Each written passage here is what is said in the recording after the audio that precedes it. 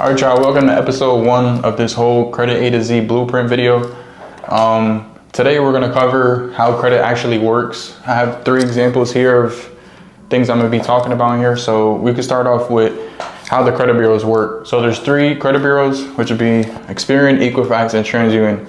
So their job really is to report information. So let's say you get a credit card. That credit card is gonna be reported to all 3 bureaus.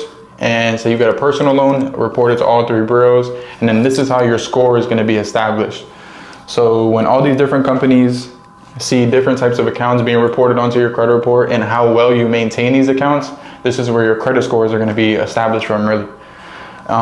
Sometimes with these credit bureaus, they don't report all information. So let's say, for example, you have a credit card with Experian and Equifax. It's only reporting there. Sometimes it might not report here, and which why, like, every score is always going to be different. You're never going to have like 700, 700, 700. It's never going to be like that. It's usually like 700, 705, or like 680. Like, it's always going to be different types of scores. It's never going to just be consistent across all 3. Okay, next point is going to be why banks use credit and basically like risk behavior. So when you're going to these banks looking for credit cards, looking for auto loans, personal loans, they're using credit as a tool to see how trustworthy you are. So credit is basically just like an idea of how well you manage your money. So let's say, for example, you have a credit card and your usage is at 10%, your auto loans are always paid on time, personal loans paid on time. They're gonna see this, show that you have a good credit score because you're maintaining everything well, which will then lead you to getting easy approvals because the banks can see clearly you're trustworthy because everything is maintained. And also you having a higher credit score shows how well you maintain these accounts and how financial disciplined you are. Because, you know, if you weren't maintaining these accounts well, you have a lower credit score, your credit cards will be maxed out, and then when the banks see that, it just raises a red flag, which then leads to like risk and leads to denials and a whole bunch of things like that. Okay, the next thing we're talking about is gonna be scores and profiles. Oh, it's like score versus profile because there's a lot of like controversial topics when it comes to these two. Like, a lot of people think, oh, I have a good credit score, I can get whatever I want. But in reality, what it really is you have a good credit profile, you can get whatever you want. Because the score doesn't really matter too much. And then this brings me to my next point where we're going to talk about thin and thick credit profiles.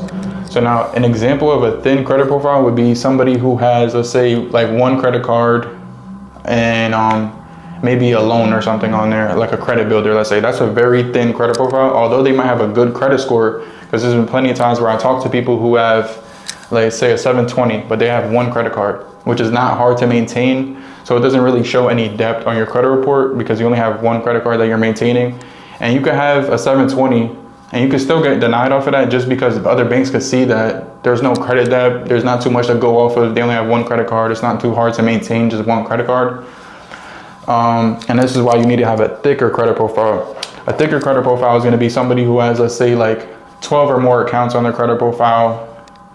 They have multiple credit cards, there's auto loans maybe on there, there's personal loans on there. There's a lot of things for these banks to go off of, and also is going to increase the chances of approval.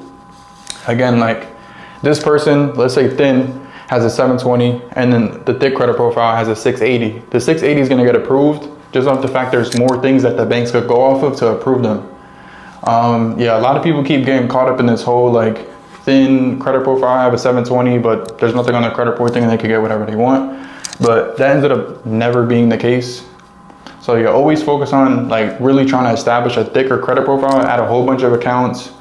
And especially if you're new to credit, I would recommend to get like as many accounts as you can as fast as possible, because as time goes on, these accounts are going to be aged. Like, for example, for me, like I think I got like 8 accounts from like being like 18, 19. So now by the time I'm like 25, these accounts are going to be aged compared to me getting a credit card at 18. Then I get a credit card at 23, so on and so forth.